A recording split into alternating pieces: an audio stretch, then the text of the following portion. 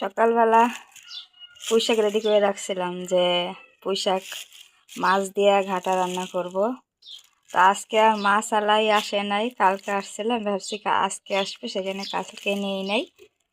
তান পরি ভরে তারপর ফ্রিজে রেখে দিছি, যে ভাবতেছি মাছ দিয়ে রান্না করো না, এমনি মাছ দিয়ে রান্না করে খাইতে চেয়েছিলাম, তো মাছ আলা তো আসে নাই, সেখানে পলি ভরে রেখে দিছি।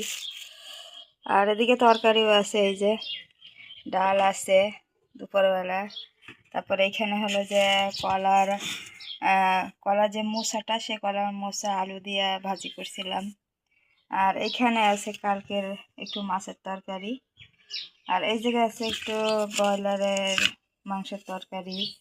তারপরে এইখানে আছে, এটা হলো শীতল মানে কচু, সেটা রোদ্রে শুকায় তারপরে মাছ দিয়ে এটা রান্না করা আছে। তো এই তরকারি আছে।